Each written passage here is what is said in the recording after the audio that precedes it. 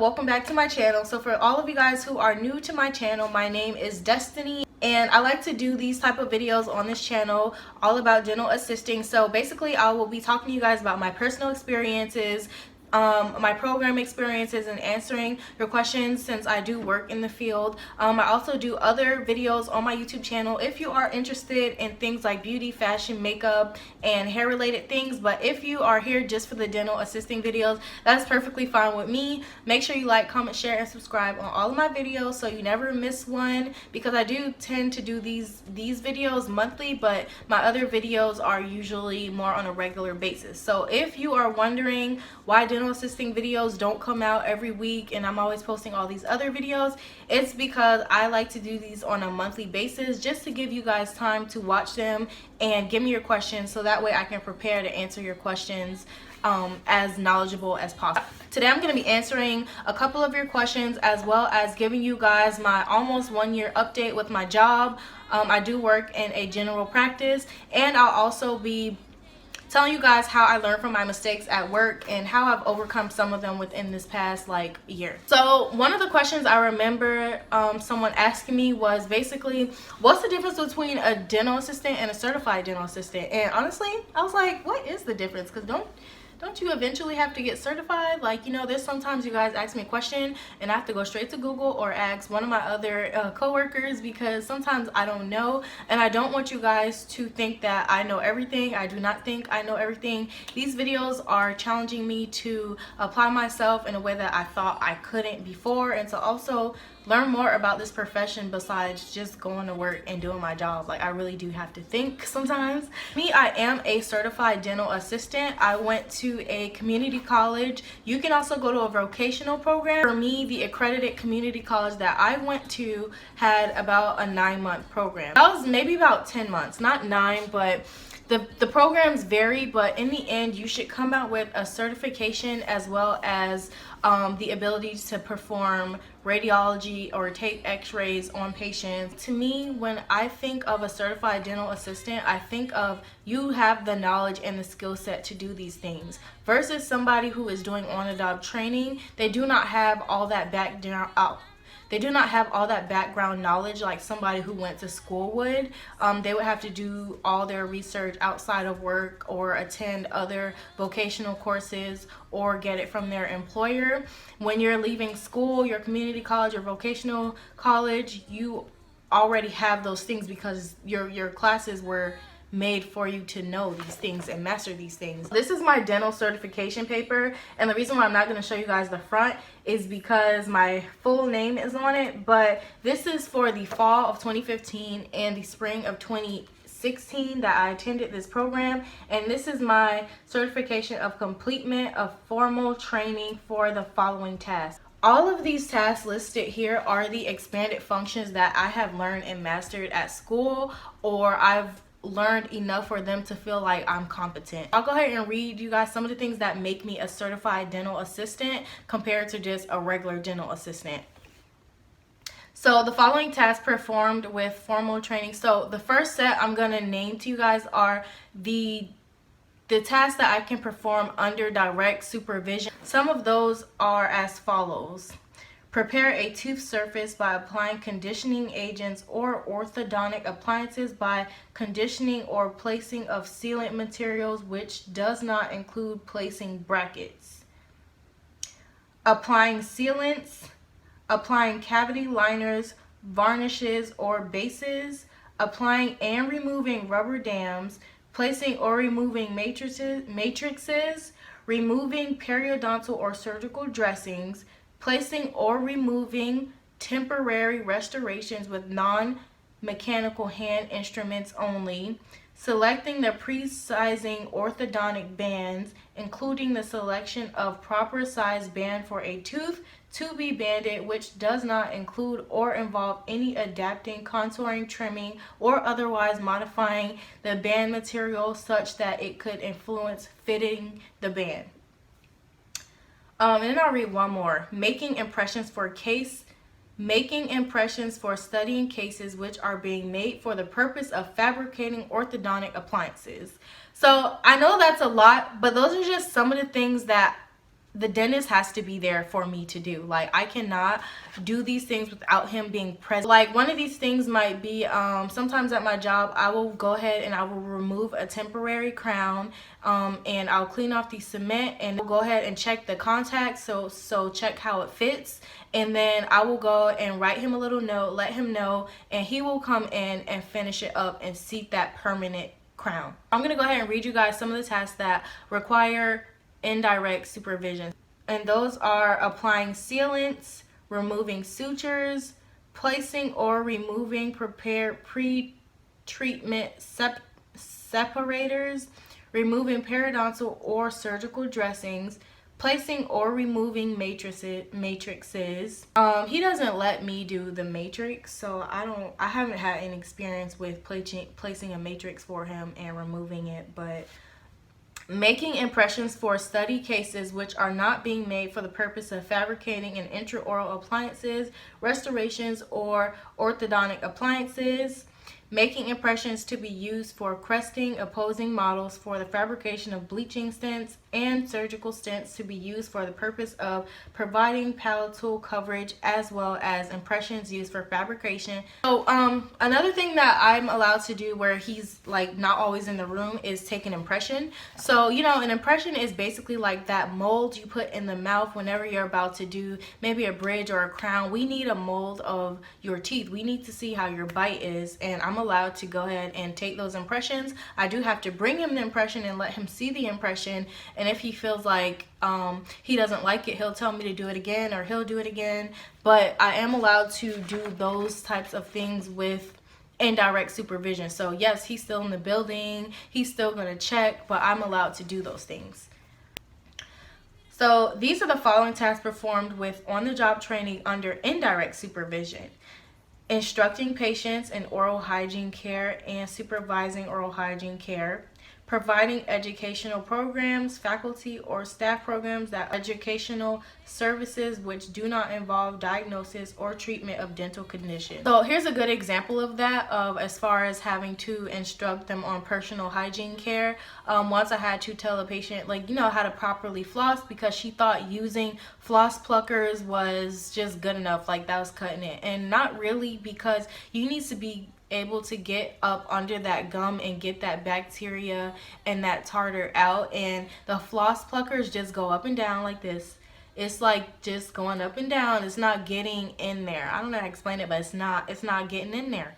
And a lot of people think those are good. I feel like those are good for on the go or for nights when you're really tired, you don't feel like flossing. But flossing is super important because it could possibly lead to periodontal disease. And those are the things that make me a certified dental assistant. So we're all certified. Like, a lot of the times when I was job hunting, they would say like, we're looking for a certified dental assistant, because they're looking for those expanded functions. So how I would interpret being a certified dental assistant is you have the knowledge and you have the certificate to perform expanded functions. You can be like a nationally certified dental assistant through taking the DANBY exam. So I did talk to you guys about the DANBY before. In the state of Florida, we do not have to have DANBY, and you do not have to take that. So I didn't take it. Like that DANBY would also give you that nationally certified. But in order for you to be a certified dental assistant, I'm pretty sure that you need to have your credentials saying I can do these expanded functions from your college or vocational school or wherever you're getting your training from.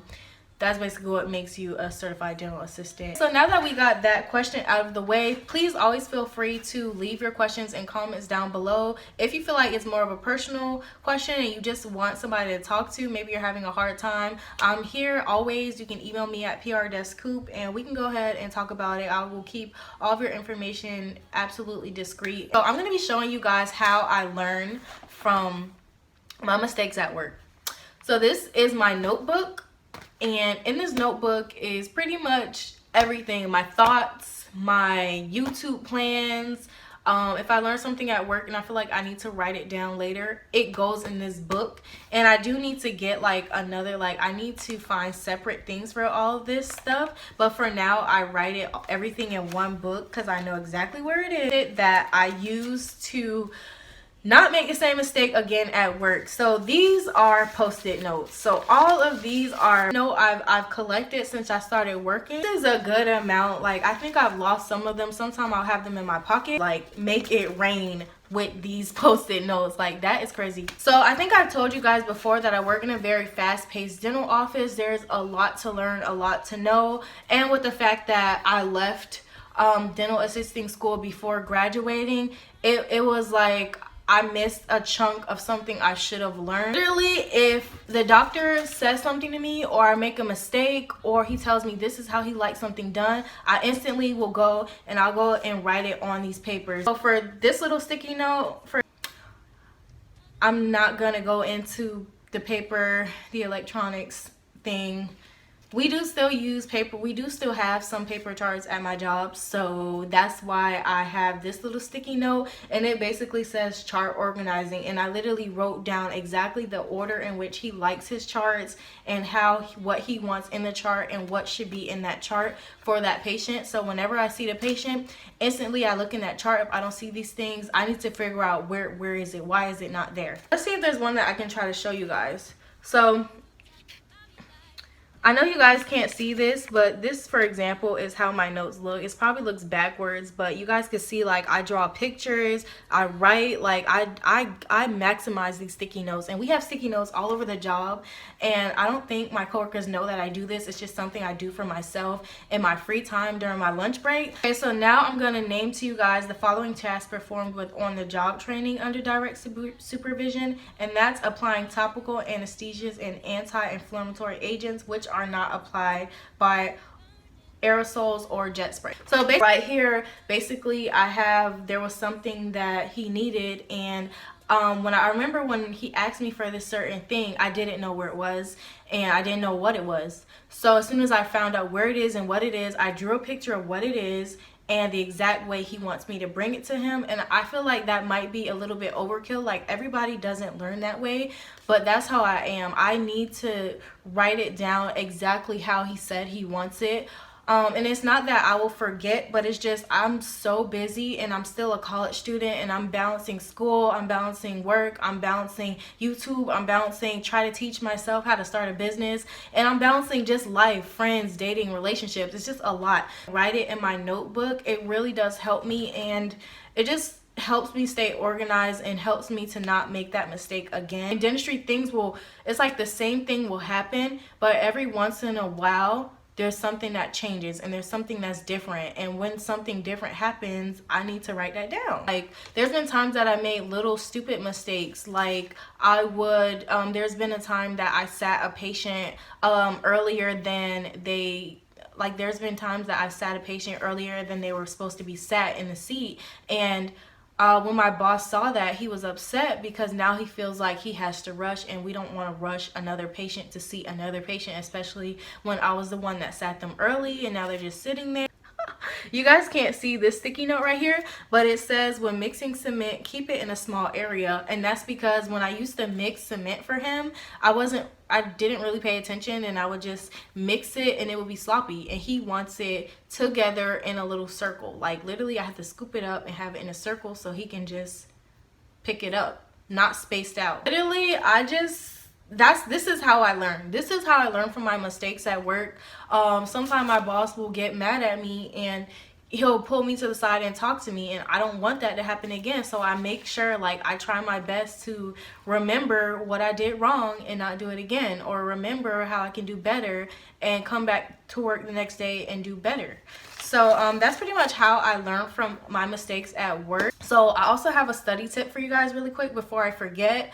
Somebody asked me how I was going to study for radiology, or what are some books that you can use to study for radiology. I will link the book below that my school uses, or that I used when I was in school, and it is an easy read, and it has practice quizzes and things in the back, but your school should recommend a book to you. But just in case you want to do your own personal research, I will link that book below. But besides the book, I remember when I was taking dental anatomy, I downloaded this app called BoneBox, and the app BoneBox basically will show you a three-dimensional image of a tooth, and it will show you like the mesial side, the distal side, the cusp, all of those things, the roots, the difference between the roots. Like it will turn it around and it will ask you like, what is this tooth? So maybe you'll see a picture of tooth number 8, which is an anterior tooth, your big tooth right here.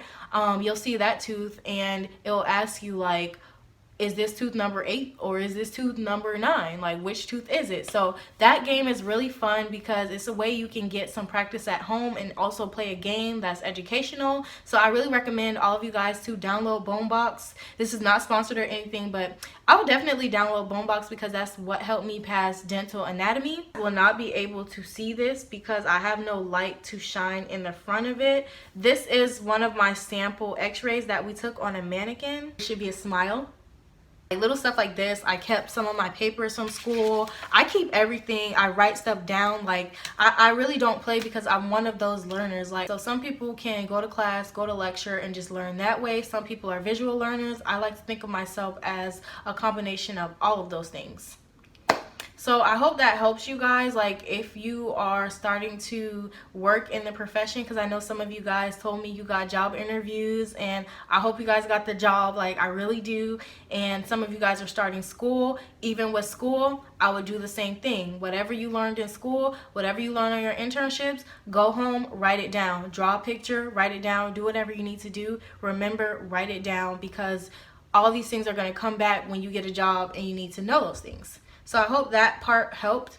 Now I'm going to go ahead and give you guys a little bit of an update on how work is going for me. So since we got that part out of the little bit of update on how work is going for me. So I've been working since July. So that's almost, this is like what, 9 months? I am almost at my 1-year mark at work. So it's pretty exciting, and I've learned so much about myself as well as where I want to go with this profession and things like that. And if you guys remember, like on my last update, I said that it was like 4-month update. I said that I was working on building relationships with my coworkers. So as far as my relationship with my coworkers, like I can talk to them, I can ask them for help. But something I did learn, like before, I felt like I was too much reliant on them. And I kind of felt like I was kind of being annoying, to be honest. Like, yes, they're there to help you. They want you to get it. But some things you're going to have to figure out for yourself. And I learned that.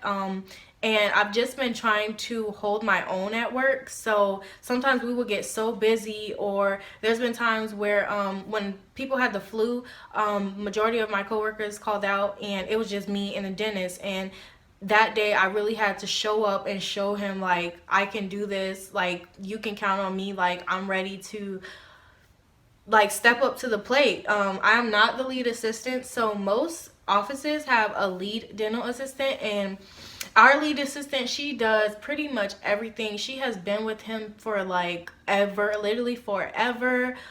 She is really like like really smart, really knows what to do in any situation. She's very much seasoned in the profession. And then you have me, and I just want to show him like I still can step up to the plate. So I'll ask her for help, but now I try to figure out things for myself, or sometimes I'll try to take more initiative. And sometimes, I'm not gonna lie, I make mistakes. I make mistakes all the time at work, and they're not always detrimental mistakes, but they're mistakes that make me feel like I'm not good at my job. And I feel like that's another thing I've learned. I've learned to stop beating myself up because, oh, maybe I made a mistake here, or I was supposed to do this better, or why did I forget to do this or that, or why didn't I take initiative and do this instantly, when it's really me beating myself up like that and nobody else is. And so yeah, I would definitely say I'm learning to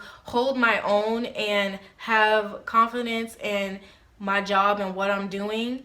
And because if I'm not confident, patients aren't going to feel confident with me. I've also been trying my best to balance working as a professional and being a college student. And I just want to tell you guys, it's really, really, really hard. I know a lot of you guys want to be dental assistants and you want to like just start a profession. Some of y'all hate your job. Like I totally get it. Like you just want to get out of that 8 to 5. But some of you also still want to continue school. Maybe you want to use dental assisting as a stepping stone to go to hygiene school. Maybe you want to use dental assisting as a stepping stone to be a dentist one day. It's just actually figuring out how to balance. I showed you guys all these papers. That's why I have all these papers, because it's hard for me to balance what I learned at work, what I'm learning from school, what I'm learning out of life, and how I handle like everyday situations. It's hard, and I'm not gonna sugarcoat and tell you guys it's not hard. So if you're planning on still going to school, it's hard. Literally last week I literally cried because I was so overwhelmed. I had exams and I still had to go to work, and I work all day basically, so that's taking away time for me to study, and I'm taking this time that I could be studying, but I'm at work because I need to make a living. So it's just like sometimes it's a lot of pressure handling both of those things. I don't know you guys is religious things, but I feel like God has really put me in this position because he knows I can handle it. And then in my vlog, I don't know if you guys watch my vlogs, but I told you guys that I ended up taking basically like a shadowing internship for free, 1 day a week, to learn some of the things that I'm not learning at my job and to get more experience. You really have to look at yourself, look at your situation, and say which thing is a priority for me. Because us millennials, we like to see, like, we like to try to do everything, but we can't do everything. Like, you can't do everything. And that's what I'm coming to realize. Like, I can't do everything. And for those of you guys who don't know, I'm trying to pursue a bachelor's in health informatics, and I will be coming out with a video on health informatics very soon. But it's basically managing the quality of healthcare. But I want to graduate with my bachelor's degree in healthcare informatics, but I also want to dental assist too. So it's hard to pick like which things I want to do sometimes, but eventually I will figure out like that balance. Also, for some of you guys who maybe you want to still be in school and you want to dental assist, it's not always that easy for everybody. Like, it's really a profession where they would like to have you full-time if they can, especially where I live. Tallahassee is full of college students, so it's hard to find jobs here, and I just really got lucky. So I don't ever want any of you guys to look at me as if I'm anywhere up here. Honestly, it's just God's grace that is bringing me through my studies, bringing me through managing this job, bringing me through being able to balance YouTube and all of these things. And time management is something that I'm really working on mastering. And one more thing that I want to give you guys, a little piece of advice: don't listen to gossip at work. So yeah, that's pretty much my little update. I've learned so much about myself through working in this field that it's just mind-blowing. Like, I've learned literally so much, and I've also grown so much as a dental assistant from when I first started. I'm not so much relying on my coworkers to tell me everything, and I'm not following my boss around like a puppy like I used to do. Like, I used to be on him like all day and annoyed, but you want to just do your best, and I don't know. So pretty much that's all I wanted to say. Thank you guys so much for watching this video. Please make sure you leave all your questions and comments down below in the comment section, and I will get to them. If you don't want to, if you don't feel comfortable writing it there, then please DM me, email me. Like, yeah, I'm really cool. And yeah, thank you guys for watching this video. Make sure you like, comment, share, and subscribe on all my videos, and let me know what other things you guys want to see, what other topics. And I will be bringing Jerry back. So if you haven't seen my last video, I had a special guest. I had a male dental assistant here, so I will be bringing Jerry back for a little fun challenge that I thought of. So yeah, I'll see you guys in the next video.